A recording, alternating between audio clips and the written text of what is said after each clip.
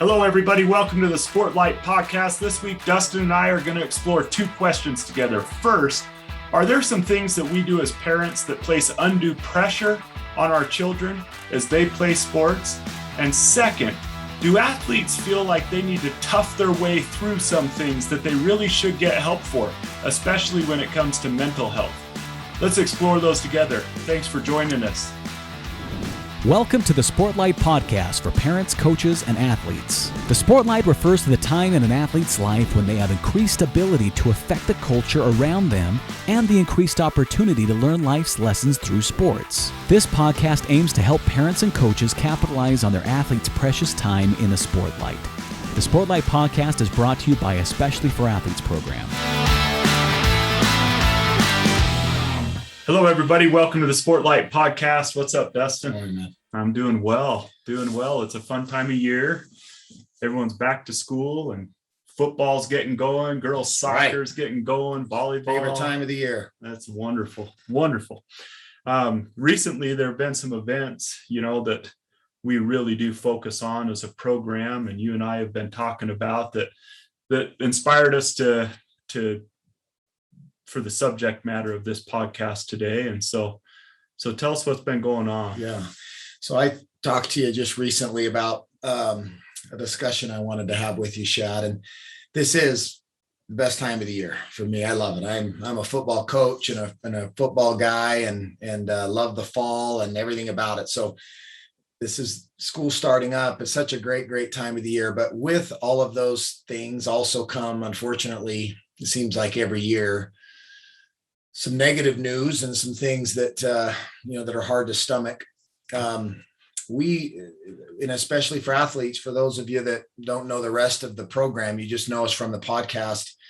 We like to come on here and talk about things and hopefully provide, some discussion points and some things that get people thinking and it helps us and in our preparing our messages and presentations that we give. We've given hundreds and hundreds of presentations to thousands and thousands of kids and parents and coaches. I just 2 days ago was up at a high school speaking to a bunch of athletes, and on my way home was sent a text message from an athletic director at a school 2 or 3 hours away from where we live. But it's one of the schools that we work with, and there are dozens of those schools that we do some training with.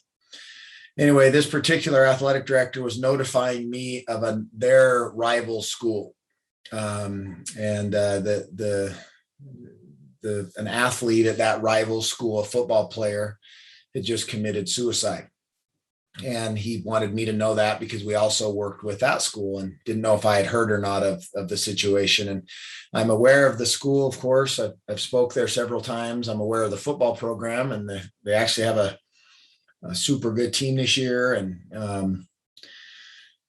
But my mind immediately went to 4 or 5 different things. First of all, the family of the young man, the coach and the players on that team. And then eventually kind of settled on, all right, what happened and why, and how could we have prevented it? And that's sort of the difficulty of doing what we do with, especially for athletes, is that we literally have received thousands of emails from kids and parents. And most of those emails are very positive. They're talking about how the message of Eyes Up, Do the Work has helped their child or helped themselves. But every once in a while, there's been hundreds of them that are sometimes really hard to read. And you'll hear about kids who are in bad shape and parents who are in bad shape. And so that's kind of the reality of when you go down this road of discussing topics like this in a public setting or diving into the lives of people and kids and things. Sometimes things surface that are hard to stomach. And as I was driving and thinking more about this, I started thinking was there anything that could have been done to prevent it? And this is the hard thing with suicide, is that you go there, you go to what could we have done? And sometimes the answer to that is there wasn't much, right? It happens.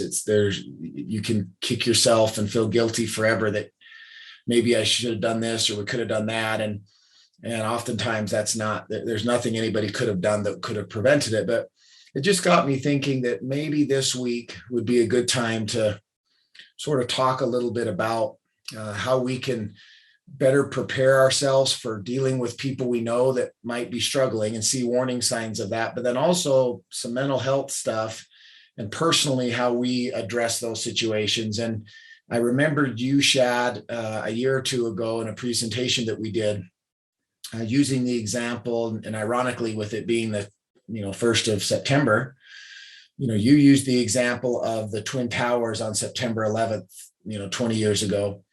And so I wanted to talk to you a little bit about that and ask you to kind of share that analogy again, and then maybe discuss together some of this mental health stuff with athletes, the identity of athletes, and how as parents, we need to be careful with the pressure we're putting on kids, because this, unfortunately, this suicide thing, it's a problem that isn't going away anytime soon, I don't think.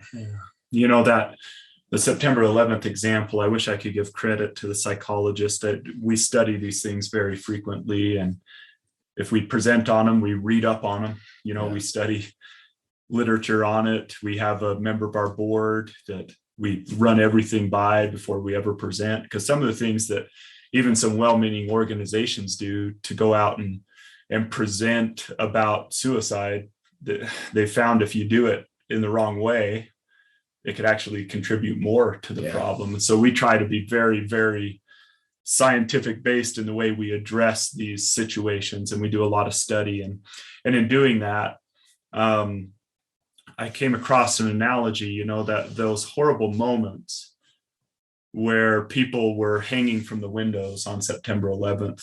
And there was an inferno on the inside and then a fall on the outside. And they were left with this choice. And what the psychologist was saying is that people who commit suicide, often we look at them and we go, why would they do that? Like, why in the world would they take their own life? None of us on September 11th who saw the people jumping from buildings were questioning what was going on. Mm-hmm. We knew that the inside of that building, the hell that was going on in the inside of that building, the heat, the fire, just became more fearful to the people than the fall. They didn't want to fall. They didn't want to jump from the building. And the psychologist made the point that many people who commit suicide, they don't want to. It's just in their mind. The fall, to stick with that analogy, is a better option than the flames. What they're facing in their life, the inner turmoil, the anxiety, the depression, the dark thoughts they're having is just so tortuous to them that taking their own life seems like the easier option. And so understanding that brings about a few questions that I think would be valuable for us to discuss. It is a false dichotomy. The thing is on September 11th, if there was a helicopter that was flying around that was putting out a ramp, there would have been a lot of people who would choose that helicopter. Right? Yeah. Everyone would have chose that helicopter that day. They didn't want to die.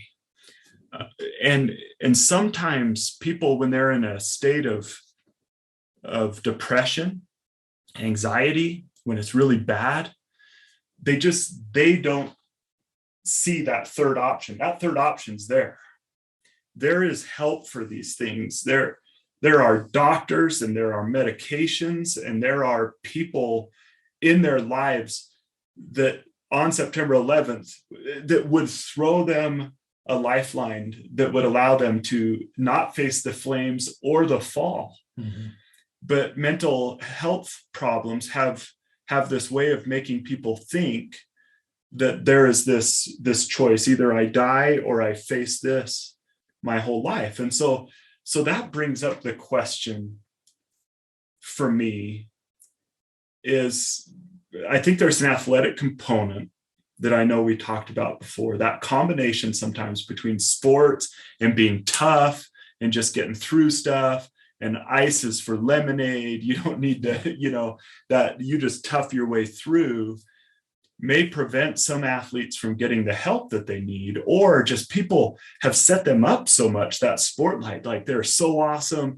They're a great student. They're a great athlete. They're a good looking kid. And then they feel like, man, if I admit that I'm having these health struggles or whatever, then that's kind of a chink in my armor, and all these people have me up on this pedestal, and that pedestal, they'll realize I'm not perfect or something, I don't know exactly. So there's that athletic component that maybe we could talk about a little bit today, and how we can eliminate that so that athletes who are going through this see the helicopter. Yeah. And then also, what can we do as people are trying to hold on? And our organization has this is a lot of why it exists. How do we lower that temperature in the building? Are there some things we could do to lower the temperature in people's lives, even if it's at 1 degree, that allows them to hold on for a minute? Mm-hmm. I'd just love to get your thoughts on those things. Maybe the athletic component first. Yeah.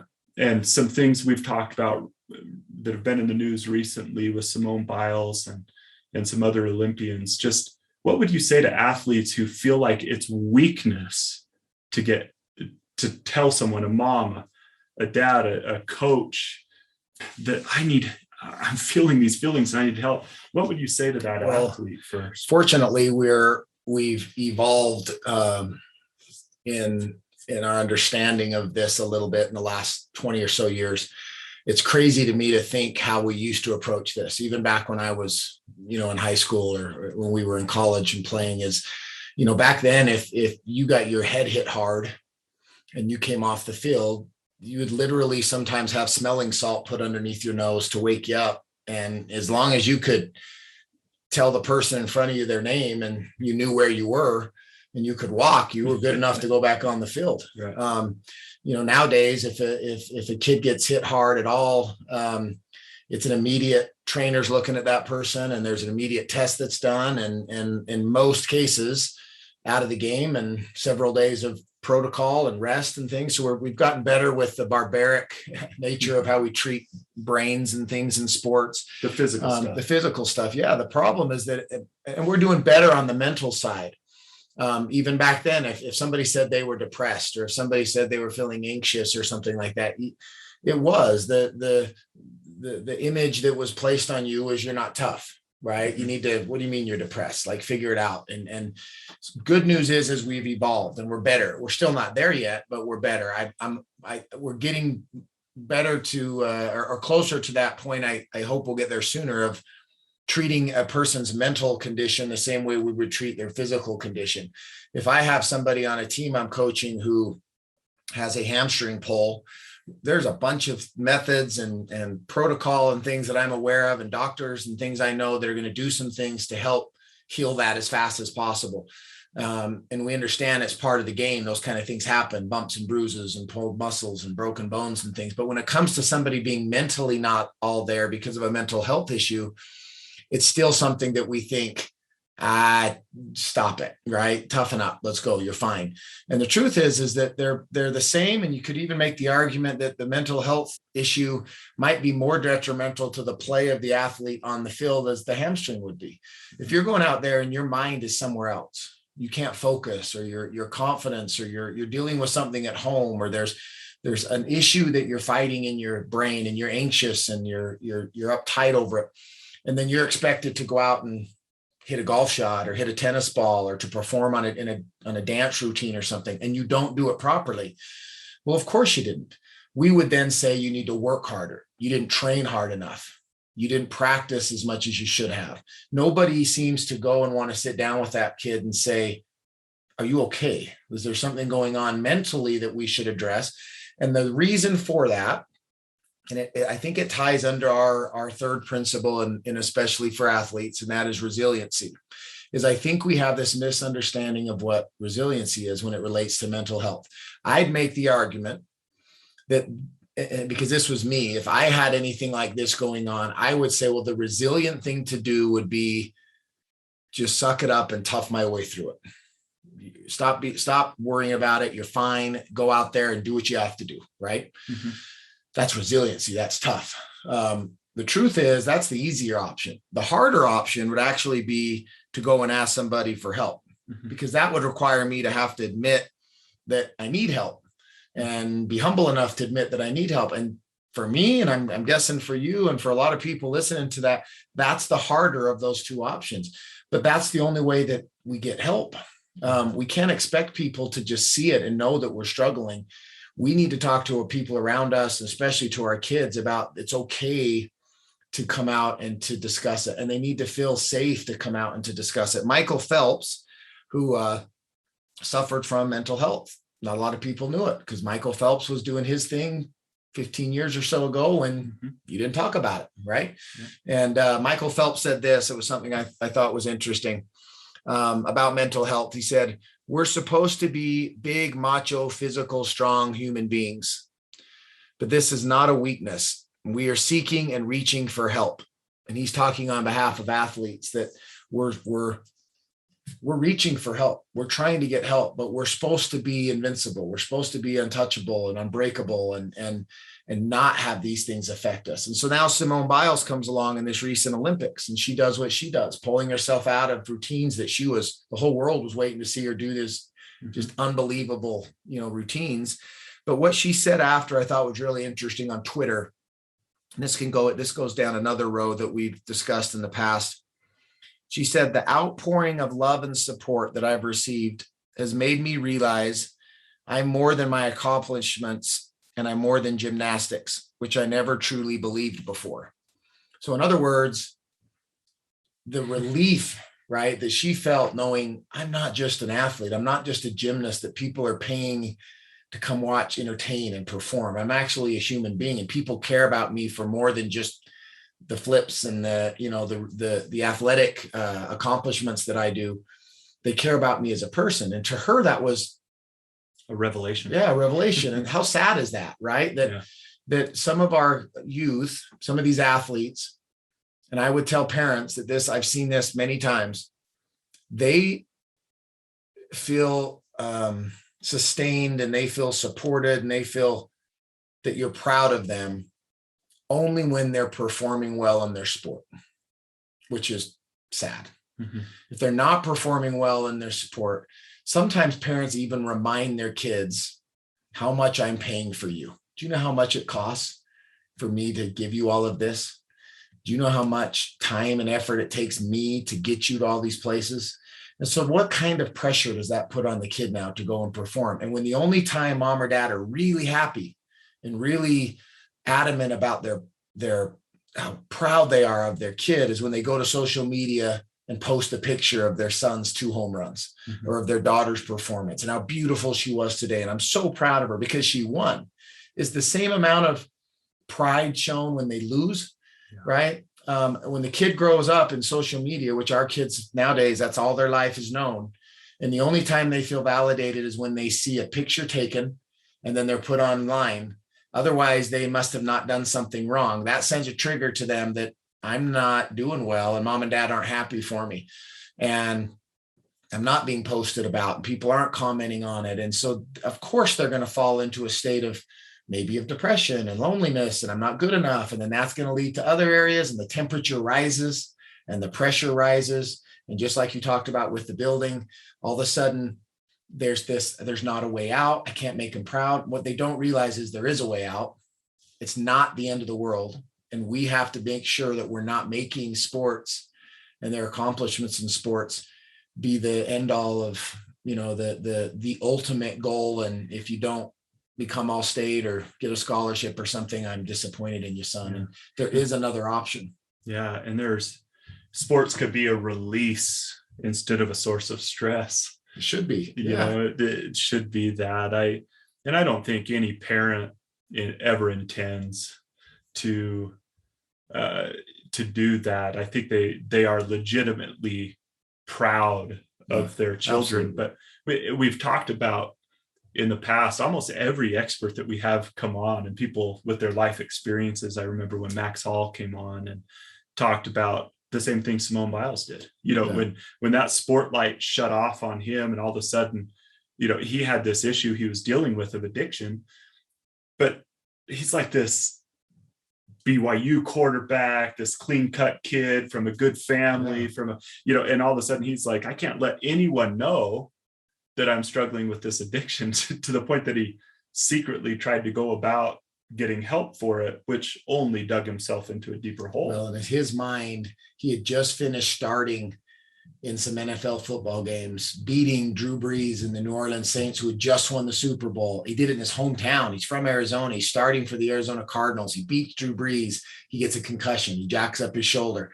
But in his mind, like he said, I was a football player and I would do whatever. He didn't see himself as Max Hall, the friend, and Max Hall, the brother, and the husband and the father. He was he was a quarterback, and he would take whatever in his mind. If I'm not a quarterback, I'm nothing. So I have to be a quarterback. And all of a sudden he didn't have access to the same court of doctors and medicine and things because he wasn't part of the team anymore. And he found it in other sources, and he ended up, being arrested. And his story is one of redemption and of overcoming it, which is awesome. Which is great. But, our kids are more than basketball players and football players. We have to make sure they know that. And it's almost like by trying to hold up an image sometimes in regard to these mental health, and I would put what Max was going through and addiction and other things, right? It's right there in the mental health category, addiction, anxiety, depression, they're very related sometimes. But there also seems to be sometimes this connection with the upholding of an image. And if I hear you correctly, if we're not careful as parents, we can create that fictional image that our kids are trying to hold up, through only concentrating on the good or only giving attention to those accomplishments instead of the process, podium, right? Yeah, the podium instead of the process. And so maybe, and now in saying that, and, there's another analogy in the mental health world of, a pot boils over at 100 degrees, right? And sometimes there's these 99-degree issues, and then there's like this 1 degree thing that happens that sometimes the pot boils over, and we look at that 1 degree and act like it was the all 100 degrees. We might be talking about some 1 degree issues here. A lot of times there is an underlying health issue, a chemical imbalance, some real emotional things that need to be worked through. If we can lower the temperature of the pot, if it wasn't burning, simmering at 99 degrees, then a girl breaking up or noticing, oh, mom and dad didn't post about me or whatever, those little 1 degree things don't make that much of a difference. They make a difference, but it's the 99-degree issue. And it's just so sad to me when athletes feel like I have this image to hold up. Everyone thinks I'm perfect. I'm the all-American kid. So if I go get help, it's going to crack that podium that people have put me on. And I see a connection there sometimes that I hope coaches, as we've talked about before, we had Sheldon Martin on, and he said, look for kind of two extremes. When someone's really considering taking their own life, they'll often become really almost awkwardly trying to make last connections, giving stuff away, making purchases for people, just trying to last connections. So sometimes it's like, man, they were so happy. We don't know what happened. But what we're seeing is kind of this spike in, I want to make connections with people for the last time. And then the other is just the down, where they're careless, they're in despair. And so if we see things and have our eyes up and we're looking for things, coaches might be in a position too to take a kid aside and say, hey, are you okay? Or generally talk to a team and say, listen, it's not flames or fall. Yeah. There's the helicopter, and you have to know that there's this help out there, because when someone's in that situation, they don't think there's a helicopter. They think that false dichotomy of flames or fall is their only choice. Mm-hmm. So we have to overtly help them see the helicopter. And since we can't see everything people are going through, just having discussions like this and telling, look, if you start feeling this, it's not true. And maybe if that's in their brain before they face it, they'll start looking for a helicopter, and we can help them find it. Well, I think that you mentioned the coaches, anybody that's in a position where they're involved with our youth, where they can maybe get our child in a situation where they're maybe a little more comfortable discussing. For some, in many cases, a child is more likely to open up to a coach or open up to maybe it's a dad of one of their close friends, but it's not their own dad. It's not their own mom who they feel a little bit of maybe fear to talk to, or they don't want to see dad be disappointed in them. But they've built a relationship with a coach, a relationship with somebody else where maybe they will share something. And it sort of goes to that, that analogy of it takes a village to raise a child. And I really think it does. I think we all need to be interested in each other and our children, and it takes all of us. There was a book written 20 years ago by George Durant, who lives in Utah. His son was a really good basketball player at BYU. Years ago. And the book is called A Dad, a Boy, and a Ball. It's a real simple book. It's like maybe 40 pages. But it's the message of the book is he would talk about their love for basketball and how when he would move around for his job or whatever it was, the first thing he would make sure the house that he got had a basketball court or had room for him to put a basketball court in, because he knew on that basketball court with the ball and with my son, that's where we had our moments. That's where we had our discussions. And as I read that years and years ago, and I remember it struck with me the importance to make sure that when we have these conversations with our sons and daughters, that we're having them in locations and in an environment in which they feel open. This idea of, hey, son, come to my den. We need to have a chat, right? Or how many kids are going to react positively to mom and dad saying, hey, will you come back to our room? We need to talk to you for a minute. Yeah. There's an immediate defense mechanism that's going to go up. What did I do? Right? Yeah. I'm in trouble. There's this immediate, I better be careful what I say. But when you're out there doing what your son loves, whatever that is, or your daughter loves, whatever that is, and you're visiting with them, and now you're their friend, right? You get them in a comfortable moment, and that's the time to maybe ask, hey son, how's school? What's going on? Let's talk about something other than the game coming up. What's bothering you in life, and get them in a comfortable setting. And so for those of us involved in the athletic world, we get kids in those settings. We have them at a very impressionable age and in a very impressionable environment at practice or on a bus or whatever, and they get to know us in these situations. There are some opportunities there if our eyes are up and if we're intentional and looking for these things. I think in most cases we'll realize it's better to err on the side of being nosy maybe than to not.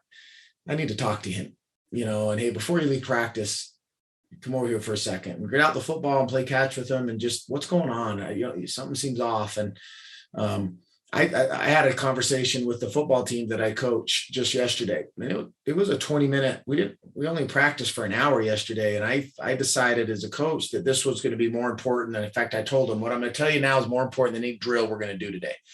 I want to talk to you for a minute about that third option that you just discussed. That there is a way out, that if you're struggling with these things, what real resiliency is you got to come and talk to me and talk to your parents and then your teammates. And I told the teammates, you have to be interested in your friend and your teammates off the field. You have to be interested in their lives outside of, do they know how to make the block or make the tackle? And that's what a real teammate is. And if you see something at all that's out of line, again, err on the side of being nosy. What's the worst that could happen? Shad, if you and I played college baseball together, if I'm sensing something's offline with you and I ask you about it and you tell me, no, I'm good, everything's fine, no issues at all. But my heart's going to, I think, tell me something's wrong. I have two options. I can just say, hey, I did my job. I asked him. He told me he was good, right? And move on. Or something's off. I know him better. I'm a friend. I know him. And I go talk to a coach, or I go talk to your parents, or I go talk to a counselor at school or whatever. And they call you in and they sit with you and they say, hey, there's some people worried about you. And you say, was it Dustin? It actually was. And you get mad at me. And maybe there was nothing wrong. The worst that's going to come out of it is you and I are going to have a discussion and you're going to say, why did you go and tell my mom or dad that you were worried about me? And I'm going to have to say, because I care for you. And you're going to be mad at me for a minute. And then you're going to realize my intentions were good. It came from a good place and we're going to move on. The alternative is maybe there was something going on. And I choose not to be a little bit more nosy or engaged. And I just turn and say, hey, I asked, I did my part, even though my heart tells me there's something going on there, I'm going to move on. And it turns out the flames were hotter than I thought they were, right? And you just didn't want to tell me. And then that leads to some, rash decision at last minute and something happens. And then I wouldn't be able to live with myself for that, right? I'd feel horrible. So I just feel like school's just started.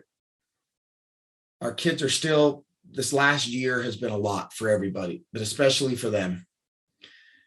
We need to stop telling them as well that they're these millennials that are lazy and that they can't, everything's given to them and all of this, this narrative we sometimes feed these kids. They're great kids who are much more talented and smarter and sharper than we were at their age. And I can say that because I'm around them I am every day for years and years and years. So are you. We need to make sure they know how awesome they really are, but also the need for them to talk, that there is that third option, that the flames in the fall is not the only option. There are resources to help them, but that they need to talk. And we need to make sure that we provide the environment so that they maybe feel more comfortable talking, or that we go and reach out to people that might have a different avenue to our child's heart and say, could you help me with this? I'm worried, and get the help we can, because the alternative is, it's horrible, right? As you hear these stories, it's every 15 minutes or so in America, a young person is attempting suicide. It's unacceptable in my opinion. Well, and it reminded me of when we had Sheldon on, and Sheldon's the one that we go to for a lot of our mental health stuff, and that we do in our presentations to make sure we're doing that in a healthy way. But he gave us the acronym ACT, A-C-T, ask. If you think something's going on in someone's life, ask, and then care, and then tell somebody. And just that asking, hey, are you okay? And like you just said, you got to love your friend more than your friendship. Yeah. Even if it costs you a friendship, if you see something's off, there's other things too that we haven't touched on a little bit, but sometimes there's this thing that happens that's called self-medicating. Kids are afraid to go get help for their anxiety, depression. But, it's not, sometimes it's not as, they feel like it's not as taboo to be a kid who drinks or who smokes weed or who does that. And so they're feeling these feelings. And sometimes when they don't get the help, we just look at them and go, oh, that kid's a drunk. That kid's a pothead. A lot of times what's going on is they're self-medicating, that they have these feelings, and for them, they're choosing the wrong helicopter, that they aren't getting the help that they need, and they turn to these other things.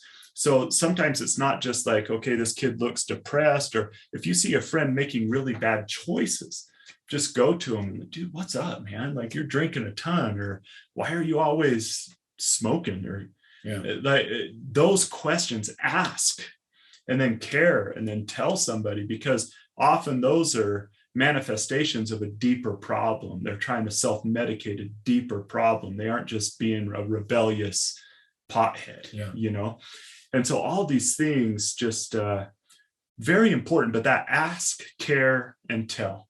If you wonder what to do, ask, and then care enough to do something for them, like care for them in that moment. I'm so sorry you're going through that. I'm so just be there in that moment with them, and tell a counselor, tell a coach, tell a parent.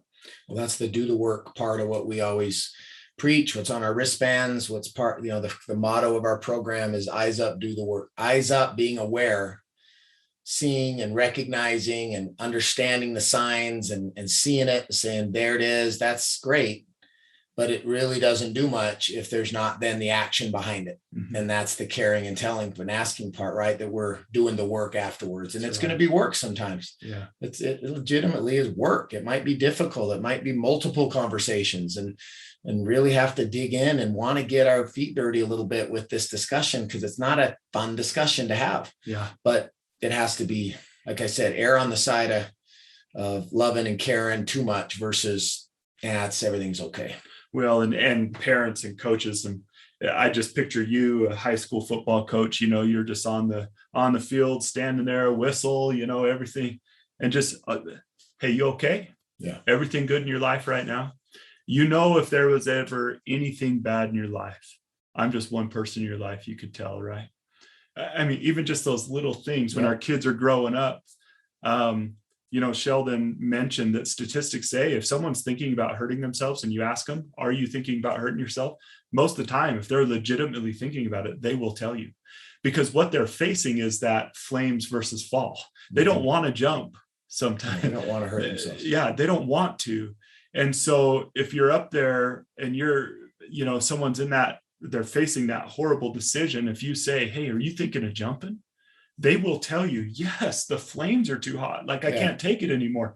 And so, statistics suggest that asking, so parents can just on those car rides, just, are you doing okay? If you were ever having a hard time, I hope you would never not tell me or think I'd be ashamed, or, just let them know there's other options. Come to me, I will help you. And having those open conversations in those very natural occurring moments, the ride home from a game or a practice, or we have these wonderful things built into our athletes' lives where we can just have these other conversations and just assuring them, look, I'm proud of you, but if there was ever anything going on, man, I will climb that building to help you. And that's that they need to know the why. Why is it that you pay for their sports? Why is it that you spend all this time taking into these sports? Make sure they understand. I mean, really, I think it's a question we should ask our kids. Do you know why I love watching you play? Do you know why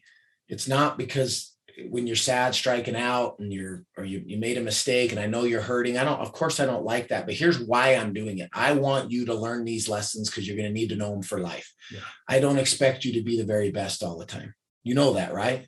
I don't expect you to be an all-state or to be an all-American or to get a scholarship. I don't even expect you to make the team.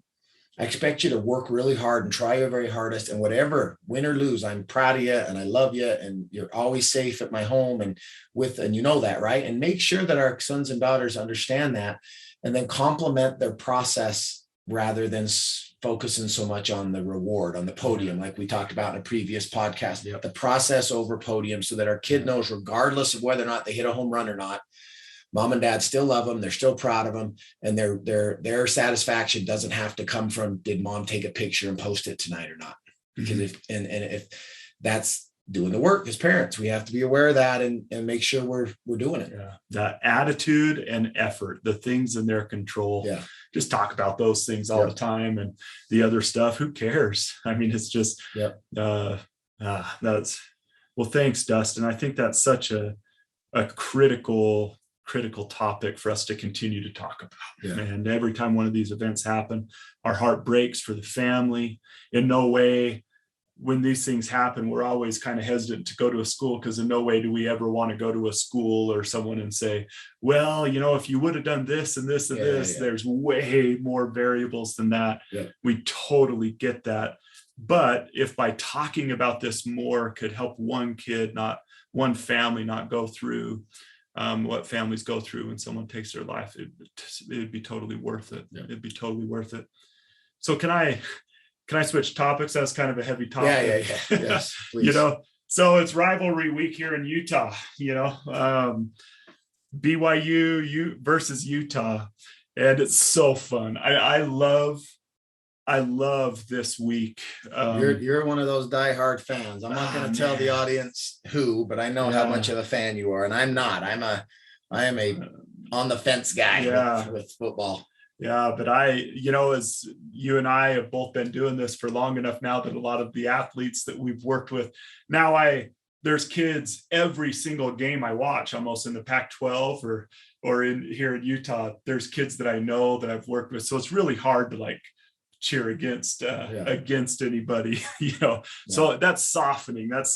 But this rivalry week, one of our key components is to compete without contempt, without hatred in your heart. I loved a quote that we shared on our social media channels a few weeks ago. It was in Urban Meyer's book, Above the Line, but he said it was like G.K. Chesterton, or this English philosopher, but he said, the true soldier fights not because he hates what's in front of him, but because he loves who is behind him. Mm-hmm. And just this, you're competing because you love your team, you love your community, you love your college in this case, not because you hate the people on the other side. Yeah. And just as we go into this rivalry week, as we've had discussions with Eric Weddle, with Ty Detmer, these other, when they talk about the rivalry, I think there's some good things for us fans to hear about. But what would you say about a healthy rivalry week as we go into it? Well, we've interviewed, guys who have been all pros from both of those schools. Longtime NFLers. Obviously, Ty was a Heisman Trophy. Eric Weddle's going to be in the Hall of Fame. Chad Lewis was an all pro. They all played in that game. And if you're listening to us from out of state, there's other rivalries in your state that are probably intense, as this BYU and University of Utah rivalry is. I remember growing up, how intense it was and being around it. It's not as intense for me personally now, because I've got kids on both sides of the team that I work with in both my quarterback training football business, as well as obviously, especially for athletes. I mean, last night we turned on the TV and there were 2 Pac-12 games going on, and both quarterbacks were kids I trained, and they both had their eyes up, do the work wristband on, which was awesome. And they're friends with each other, but here they are playing. But yeah, Ty Detmer and when we did his podcast, a couple months ago, I remember him saying something along the lines of, it's a game, it's intense, we want to win it. But I didn't grow up, he's from Texas. Yeah. Right. He didn't know who the University of Utah was. And he comes out here, and second game of the year, whatever, I'm playing this team from Salt Lake, and it's Utah.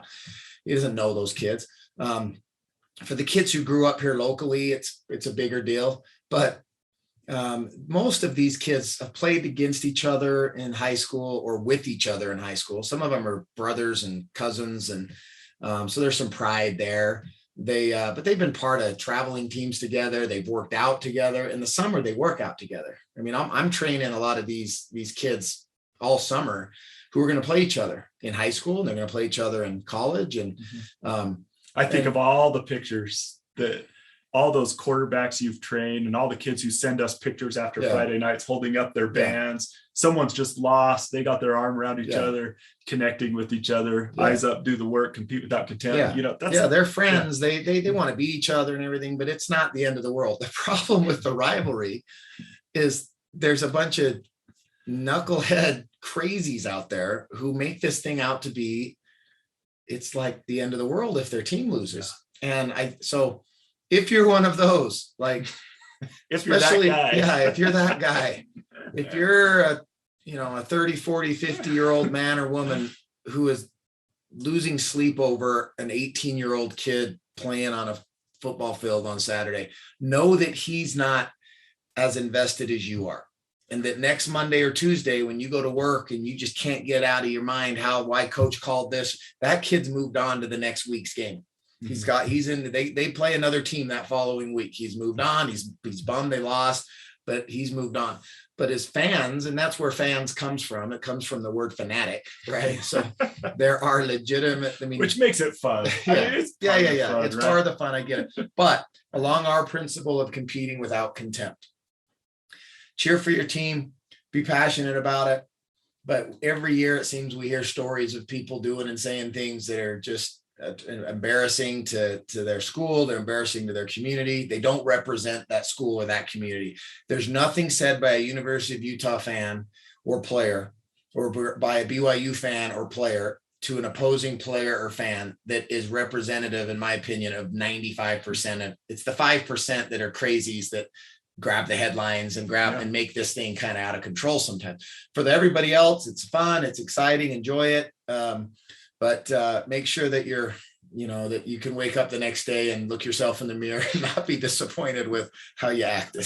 So with that, enjoy it. It's a great time of the year. It is kind of funny sometimes to think, what's going through that person's head as they did that, like I just crack up sometimes sitting in the stands at football games, and some of the things that are yelled down to an 18, 19-year-old He can't kid, hear it, by the way. you know. Yeah, you can't hear it from 100 yards away when you're screaming it from the nosebleeds and he's down on a football field with a helmet on. But you feel you got to get it off your chest anyway. You're yelling these things, and we treat these kids as though they're running around there going, oh, this is a football game? You know, like just, you know, like chasing butterflies or something instead of doing their job. And anyway, it's just, I love this week of the year. I love the cultural, just the culture of the rivalry and just how fun it is and how the whole state is abuzz.